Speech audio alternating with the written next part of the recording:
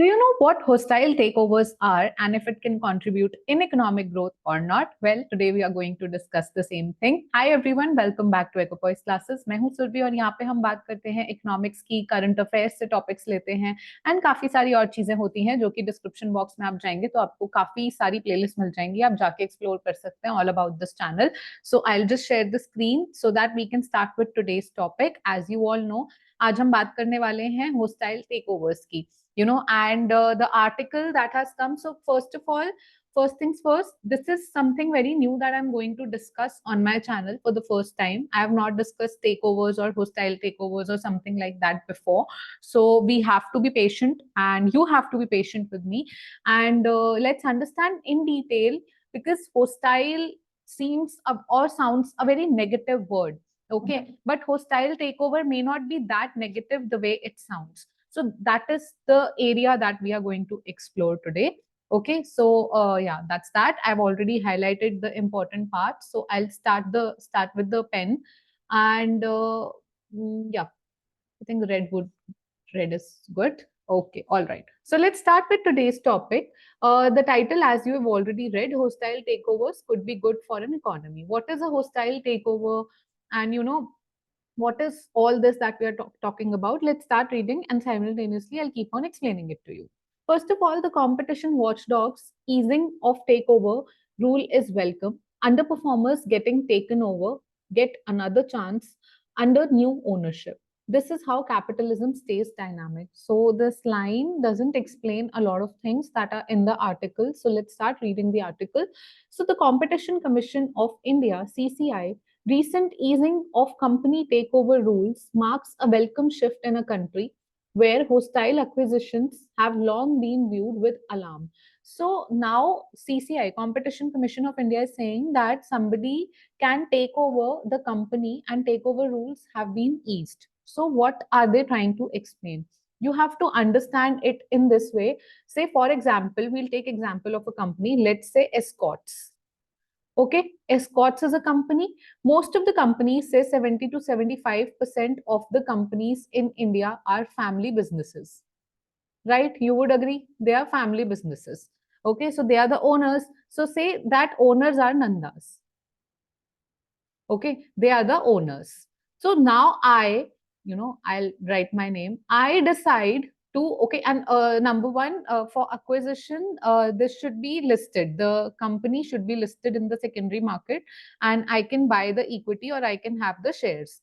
So imagine I buy their shares. So if I buy their shares, okay, I decide to invest or get the equity of this company. So they say that the owner will remain the same and the control of the company, because once I get most of the shares of this company, I should also be able to control this company. But controllers will be Nandas only. I'll just be a shareholder in the equity. Okay, let's read the article, then you'll understand better. I was just trying to explain the gist of the article through an example. Okay, so yeah, under CCI's revised rule, companies will no longer need its approval to acquire up to 25% of target's share in secondary market. Secondary market where already the trading is happening, the companies are listed and the companies are not getting listed for the first time. Okay, but they're already there, existing, before making a formal bid. So if I am making a formal bid and I am going to acquire up to 25% shares or equity in Escorts, so I need not consult Competition Commission of India. I don't need anybody's approval. I can go and have their shares. Okay. Okay. Shares acquired for this purpose through bonus issue, stock split, consolidation of face value, and group restructuring would not be prior, not either. The only condition, now there's a condition, the only condition is that the equity transfer should not spell a change in control and that the CCI will be notified of such transactions within 30 days. If any transaction is happening, if I am acquiring 25% of stake in Escorts, so CCI should be notified within 30 days. And the only condition is that I am getting the equity. So the equity is being transferred from Nandas to Surbhi Gupta of Escorts company. but the control will remain with Nandas. There would not be any change of control. There's just equity transfer. Take it as there's a company, okay, there's a company X, okay, and the company X, okay, all right, the company X has owner this Y person. This owns this company, but I Z decides to acquire the shares. So I can get the equity, but I will not get the control. I think Nanda's whole example was better explanatory than XYZ, but yeah. Okay, while takeovers must follow a code set by the Securities and Exchange Board (SEBI), by which an open offer must be made to public shareholders if quarter of another listed firm's equity is brought. The CCI's role is to ensure that markets stay well contested. Upon scrutiny, it can block a merger that stifles the competition. So, Competition Commission of India, as the name says, that they want to ensure competition in the market. They are against the monopoly, because if there's monopoly, so then whatever the producer will hand over to the consumers will be left with limited options. So the Competition Commission of India is desiring competition, and a merger that is a hindrance in the competition, that can be just blocked by CCI.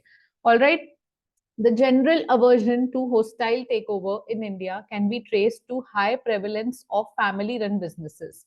So, hostile takeover. Now we'll come to the hostile takeover. Abhi tak we were talking about the history or the some background of the story, but now there's a high prevalence of family run businesses. As I said, 70 to 75% of the businesses are owned by Hindu families, or whatever families. Like those are the family businesses. Founding families have keenly kept control of their companies, because if I founded, imagine if I'm a founder of Equipoise Classes, okay, later I decide to expand it, and then I decide to list this company in the secondary market. Once it's listed and somebody comes in and buy the shares of Equipoise Classes, okay, but who's the founding member? I am the founding member, so it's okay. Even if they buy the share, I would want the control to be with me, and that has been the case in India. Okay, so and society tends to see them as rightful owners. Society will also see me as a rightful owner, because society knows that I have put in my blood and sweat in initial years to grow it to the level where now somebody just comes and put their money and take over the control. So even the society will agree that no, the family businesses who started the company, who founded the company, should have the control of the company. Okay, that's the set. Like we are setting a background. An early case test was an attempt by London-based businessman Swaraj Paul. Okay, so Swaraj Paul, this is what we are talking about, late 1980s. Swaraj Paul. Okay, so what happened? I'll just give you a background. The Indian government said that non-resident Indians can come and invest and buy the shares or the equity in Indian companies. So a London-based businessman, Swaraj Paul, was a rich man, and he wanted to take charge of escorts and DCM from the Nandas. Nandas are the owners of escorts, founding members, and DCM is being owned by Sri Ram family. Okay, so back in 1983, Swaraj Paul wanted to come and take the charge of these companies. It took on the color of predatory scandal. So later on, it seemed like Swaraj Paul is a predator. Okay, he is wanting to destroy the companies or take the charge from the rightful owners. So it took the color, the entire thing, like government only allowed that non-resident Indian can do this, and he wanted to take charge of it. He wanted to invest and wanted to take the equity, but later on it took the color of predatory scandal, with Paul portrayed as an intruder in India. And even though he had bought shares after the government allowed non-resident Indians investor to do so, so he did not do it on purpose. He did because government allowed. So, and if government is allowing, then who has this problem? Once New Delhi signaled its sympathy for local industrialists, New Delhi capital of India. So New Delhi is also the base where we have the parliament and the government and everything. So that is why we are saying New Delhi signaled its sympathy for local industrialists. The actions of Indian regulators, including the central bank, converged to thwart Paul's move. So, even though the government allowed, The government said that yes, you can come and NRIs can come and invest in India, take shares and take equity. Government said so. So somebody heard it, somebody had money. So Swaraj Paul heard it. Swaraj Paul came into India and Swaraj Paul wanted to take shares or have equity in Escorts and DCM.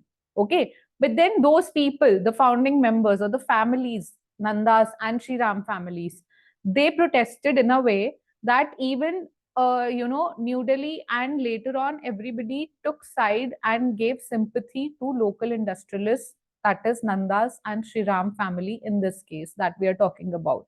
Okay, even the central government came into the picture, which led to thwarting of Paul's move, which means Paul will say, I was here because government was allowing, but so many of complexities, I would not want to invest it. Why to invest my money here? I'll invest my money somewhere else. I to have that money now. So at the end, he retreated, frustrated by obstacles placed in the way of share transfers. Okay, he retreated. He said, I have multiple ways. I was here just to help you guys, and so just because government allowed. Okay, I was not here because I wanted to do so against any entity. The episode made capitalists fortify themselves against unsolicited buyouts and stoke perception that these were unwelcome. So that created a perception out there in the market that we are the capitalist and we will not allow unsolicited buyouts of our company. And these were they behaved very in a very unwelcoming manner. So it was only after India's 1991 free market embrace that attitude slowly began to shift, because it happened in 1983, right? The Swaraj Paul case. So after which 1991 LPG reforms came, and after the reforms it happened, that slowly attitude of people began changing.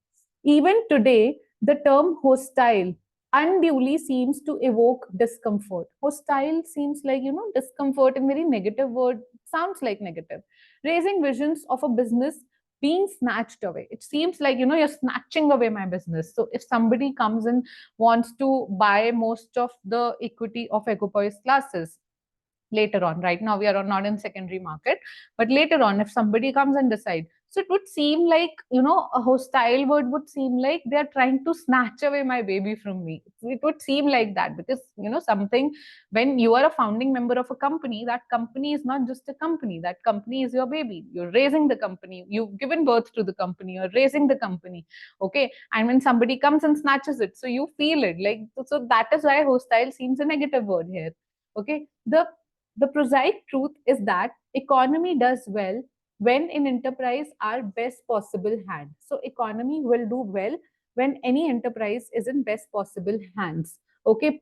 A poorly run business may be better served by new owners. If a business is running poorly, maybe new owners and managers will come and they will do something well, after which the share prices slump, turning it into a target. So when the share prices would go well, then it would be a target for acquisition for other people also, if equity is widely held. If an ownership switch does not work out, it could they are talking of both the cases, that ownership change can bring good results as well as bad results. So if ownership switch does not work out, then the market value does not budge, then another set of buyers may swoop in. Every free market economy draws some of its dynamism from assets being reshuffled this way. It leads to superior allocation of overall resources, because see, always remember, economics is what? Economics, okay, hold on. Economics is science of scarcity. Resources are scarce, everything is scarce in our economy. When everything is scarce in our economy, scarce means kami hai. So when everything is limited in our economy, so it would be better from economic perspective, not the family business or I am the founder, or see, I am giving you both the perspectives. I am also owner of one of the companies. I am running a company. Okay. But I gave you my perspective as a owner when I'm giving birth to a company, and I become protective about the company. But if I consider the economic point of view, so for economy, doesn't matter who gave birth, it is important that the child that you've given birth to, the child already exists. Now the child should be best possible, in a way, best productive child, right? He should be contributing to the economy. He should not sit idle just because you have given birth, but now you cannot provide sufficient nutrition. So give it to, give your child or hand over your child to the person who can possibly lead to a better future of your child. Give him nutrition, make him healthy, make him productive. Give your child to that person, because at the end you need your child to be happy, right? So your company, in order to be productive and contributing to economic growth, the resources are limited. So if somebody else comes in, and if somebody else who buys equity and is a new owner, a new manager, and if they are able to run the company in a better way, efficient way, productive way, so that means your scarce resources are being productively used, and that is what we want, because everything is scarce in the economy. So it leads to superior allocation of overall resources, even as threat of ejection keeps managers at their toes. Okay, so if a new person comes in and buys the equity and has the control, so even the new managers will always be on their toes. Competition would be such. Okay, this is a broad context in which CCI relaxed rules needs to be seen, because CCI has relaxed rules. So this is the context that we need to see the relaxed rules in, that yeah, that's also good for economy. They are considering the economy. Okay, since part of its job is to prevent the ills of monopoly power, it has also tightened the criteria for merger scrutiny with special eye on digital space. Okay, so it's not that CCI is saying that the merger would be easy. They have relaxed the rules, but they'll still be scrutinizing everything. Okay, if the merger of companies, like, if the acquisition of, say, Escorts, I was going to buy equity in Escorts. So if this merger is leading to monopoly, okay, that I'll take the control and the limited things would happen, then CCI will not approve it. CCI will only approve it if it would lead to competition. Like recently, I have the name, recently Adani's bought a cement company. Okay.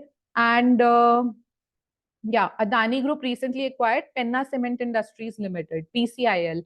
And it was approved because it will enhance the competition.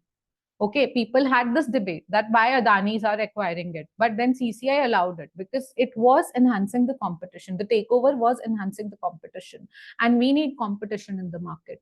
Okay, after all, fewer players in the field must go against customers' innovation prospects. The need to screen mergers above a certain size, however, should mean be frowned at every attempt made. Easing takeovers bids would be pro competition if takeovers deliver business efficiency and greater value generation. That is something that we pro competition hoga, so we will allow it if it will, enhance business efficiency and greater value generation. It promotes ownership rivalry, which pushes company to be more competitive. And in short, there's no reason for any hostility to the rule change. Okay, so you have to consider it positively, that it's in a good sense, in a good way, that we are talking of the hostile takeover, and you should not be very negative about the term hostile. Why? Because see, the companies, I know the founding members always have that sentimental value attached to their company, and they do not want to give the ownership or the control actually to somebody else. I agree with it, totally understanding sentiments, but we need to look it through another lens, because every lens shows us different angle, and not only your lens is always correct. Nothing is right or wrong, perspectives are there. So if we say that, okay, we totally agree that founding members have that sentimental value, and the way founding member can control their company, nobody else, no outsider can control it in that sense. I totally agree. But at the end, we need to look from economic perspective as well, that if you've raised a company, if it was doing well initially, good. But now since resources are scarce, resources are limited, and if you're not able to put your resources to best efficient use, and if somebody else is coming in and they are helping you, and they are superiorly allocating your resources and helping you in a best possible manner, that your limited resources are being more productive, so I think you should consider it. And that is what Competition Commission of India is doing, and that is why they have relaxed the rules of acquisition. Okay, so we may call it hostile takeovers, and we may see hostile takeovers as a negative term and overall as a negative thing, but it may not be so negative the way we are considering it or we are looking at it. That's the entire story. Okay, that is why CCI is relaxing, and CCI will scrutinize everything. It's not that they'll allow the mergers this easily. If the mergers are enhancing the competition, the mergers will be allowed. If the mergers are leading towards monopoly or monopoly acquisition, then that would be not allowed, and that would be completely blocked. So that was the entire story. I really hope that it was helpful. This is the first time that I'm discussing such a topic here on my channel. and which is why I would really appreciate your feedback. And do like the video if actually you found it useful, and please comment and tell me what do you think about these kind of topics, and share it with your friends, family, and whosoever you feel would be would get value added out of this video. And do not forget to subscribe, guys. The red button, if it is red, that means you've not subscribed. So please consider subscribing, and I'll see you tomorrow with another video. Till then, take care, guys.